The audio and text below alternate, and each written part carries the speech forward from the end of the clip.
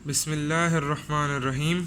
अस्सलामुअलैकुम। होपलेस मेडिकोज़ में आप सबको खुश आमदीद। उम्मीद करता हूँ आप सब खैरियत से होंगे। आज का हमारा लेक्चर मस्करेनिक रिसेप्टर एंटागनिस्ट पे। इससे पहले हम मस्करेनिक रिसेप्टर एगनिस्ट्स और एसिटाइलकोलिनेस्टरेज इनहिबिटर्स के मतलब बात कर चुके हैं। अगर वो लेक्चर्स अभी तक आपने नहीं देखे तो यहाँ जाके देख लीजिए। और वीडियो शुरू करने से पहले चैनल को सब्सक्राइब करना और बेल का आइकन दबाना ना भूलिएगा। मस्करेनिक रिसेप्टर एंटागनिस्ट्स क्या हैं? ये मस्करेनिक रिसेप्टर्स को ब्लॉक कर देते हैं और मतलब कि जो एगनिस्ट्स है, जो मस्करेनिक एगनिस्ट्स हैं, उनको रिसेप्टर के ऊपर अटैच होने नहीं देते। ठीक है, रिसेप्टर को ब्लॉक कर देते हैं और जो आपका एगनिस्ट है वो नहीं अटैच हो सकता रिसेप्टर के साथ। इस ग्रुप की जो क्लासिक एग्जांपल है वो एट्रोपिन है। एट्रोपिन को बेलाडोना प्लांट से एक्सट्रैक्ट किया जाता था। बेलाडोना जो है इसका मतलब होता है ब्यूटीफुल लेडी। बेलाडोना का मतलब होता है ब्यूटीफुल लेडी। अच्छा, अब इस प्लांट को ब्यूटीफुल लेडी क्यों कहा जाता था? ब्यूटीफुल लेडी इसलिए कहा जाता था क्योंकि ना एट्रोपिन अगर आप इंजेस्ट कर लो ना या आंखों में डाल लो तो it leads to dilation of the pupils. ठीक है, आपके जो प्यूपल्स हैं ना डायलेट हो जाते हैं। तो जी वो औरतें जो है ना जो बेलाडोना यूज़ करती थी उनकी आंखें जो है ना वो बड़ी बड़ी ऐसे मोटी मोटी आंखें, तो उसकी वजह से ना उनको बड़ा खूबसूरत कहा जाता था। पर वो कुछ नहीं सकती थी उस वक़्त के, मतलब रीड नहीं वो कर सकती थी क्योंकि अकोमोडेशन लूज़ हो जाती है एट्रोपिन यूज़ करने से। लेकिन पुराने ज़माने में कहाँ किसी को रीडिंग से फ़र्क पड़ता था। बेलाडोना से एक तो लिया जाता है एट्रोपिन, अल्कलॉइड है और पीपल्स डायलेट करता है। और दूसरा जिम्सन वीड जो है ये एक प्लांट है, लोकोसीड्स भी कहते हैं इनको, हेलुसिनेशंस कॉज करते हैं। ठीक है, एट्रोपिन एक टर्शरी अमाइन है जो कि सीएनएस के अंदर एंटर होता है। अगेन जो रेड लाइन में हाईलाइटेड है, जो अंडरलाइंड है, उनको आपने लाजमी याद रखना है। अच्छा, अब फार्माकोलॉजिक जो इफ़ेक्ट्स हैं एट्रोपिन के, फ्रॉम इंक्रीजिंग डोज, जैसे जैसे आप डोज इंक्रीज़ करते जाओगे ये इफ़ेक्ट्स नीचे की तरफ मूव करते जाएंगे। ठीक है, अच्छा, इन इफ़ेक्ट्स को ना आपको वैसे रट्टा मारने की ज़रूरत नहीं है। ये इफ़ेक्ट्स आप ऑलरेडी कर चुके हो। ठीक है, अगर आप लोगों को डम्बील्स याद हो, ठीक है, ये अगर आपको याद है तो अगर मस्करेनिक एगनिस्ट्स जो हैं और जो एसिटाइलकोलिनेस्टरेज इनहिबिटर्स हैं, यानी कि जो एक्टिवेटर्स हैं मस्करेनिक रिसेप्टर्स के, वो ये काम कर रहे हैं, तो जो मस्करेनिक रिसेप्टर्स का इनएक्टिवेटर है, जो ब्लॉकर है, वो ऑब्वियसली इनके ऑपोजिट ही काम करेगा ना। तो अब हम ज़रा ये तरतीब से देखने लगे हैं। सबसे पहले हमारे पास आए थे डिक्रीज स्क्रीशंस। यहाँ पे देखो ज़रा, लैक्रिमेशन, स्वेटिंग और सैलिवेशन था ना, तो इनका ऑपोजिट कि ये तीनों स्क्रीशंस नहीं होती, ना लैक्रिमेशन होगी, ना स्वेटिंग होगी, ना सैलिवेशन होगी, और ब्रोंक्यूलर जो स्क्रीशंस हैं वो भी नहीं होती।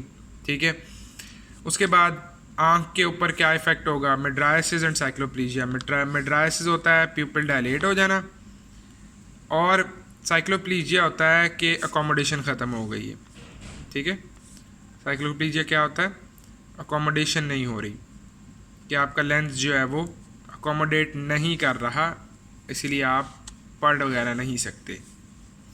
सही, तो अब आंखों में हमारे पास यहाँ पे मायोसिस था, इसमें मिड्राइसिस है।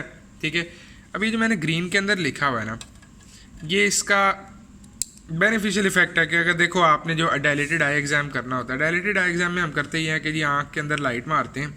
ठीक है, फ्रंट से, और फ्रंट से लाइट मार के ना हम आँख की बैक साइड को देख रहे होते हैं।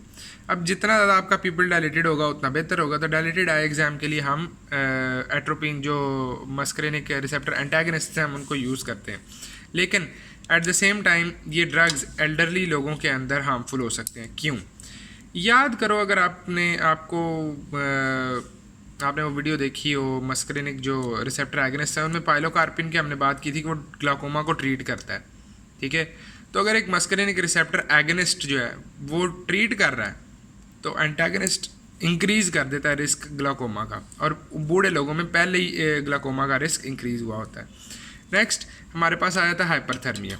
ठीक है, अभी हमने ऊपर बात की कि यार डिक्रीज स्क्रीशन है। अब अगर आप स्वेट नहीं कर रहे हो, तो आपकी बॉडी का टेम्परेचर नहीं नीचे गिरेगा, ठीक है। याद रखो कि sweating is a major mechanism by which temperature is controlled.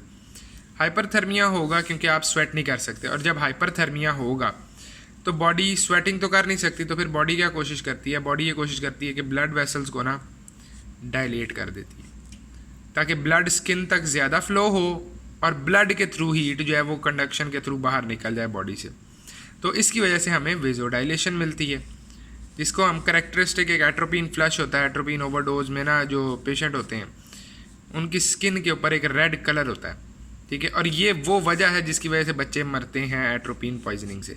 बच्चों ने कोई जो है वो प्लांट खा लिया, उगा हुआ था जी, गली में उगा हुआ था, या किसी ऐसी जगह मिल गया उन्हें कोई प्लांट मुंह में डाल लिया, ठीक है, जिसके अंदर एट्रोपिन लाइक कंपाउंड्स थे, तो उसमें हाइपरथर्मिया की वजह से ओवरडोज से डेथ होती है, ठीक है। नेक्स्ट हमारे पास आया था टैकीकार्डिया। अब यहाँ देखो, बी से हमारे पास ब्रेडिकार्डिया था और ब्रोंको कंस्ट्रिक्शन थी, ठीक है। ब्रोंको कंस्ट्रिक्शन की जगह ब्रोंकोडाइलेशन होगी और ब्रेडिकार्डिया की जगह टैकीकार्डिया हो गया, ठीक है। टैकीकार्डिया, अब ये टैकीकार्डिया जो है ये किसी ऐसे बंदे के लिए ट्रीटमेंट के तौर पे यूज़ हो सकता है जो कि एवी ब्लॉक से सफ़र कर रहा है, ठीक है। ग्रीन में वो चीज़ें जो एडवांटेजेस हैं और जो रेड में मैंने लिखी है ना वो हैं जो कि हार्मफुल हैं।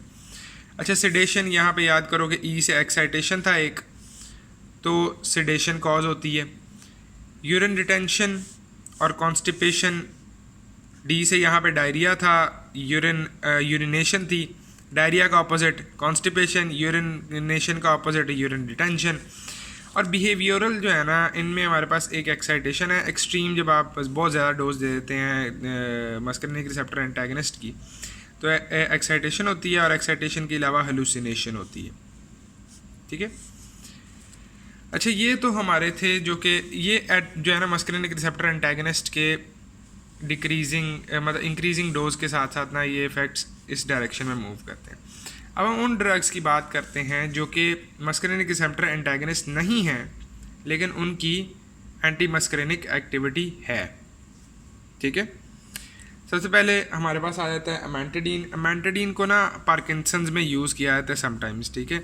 पार्किंसंस में यूज़ किया जाता है, और पार्किंसंस में इसीलिए यूज़ किया जाता है कि एंटी मस्करेनिक होता है, और एंटी मस्करेनिक होने की वजह से डोपामीन एसिटाइलकोलिन जो बैलेंस है ना, डोपामीन एसिटाइलकोलिन बैलेंस, उसको मेंटेन करने में काम आता है, ठीक है। क्विनिडीन बड़ा ही खूबसूरत ड्रग है, ये एक एंटी रिदमिक है, ठीक है, एंटी रिदमिक है जो कि रिदमिया कॉज करता है, ठीक है।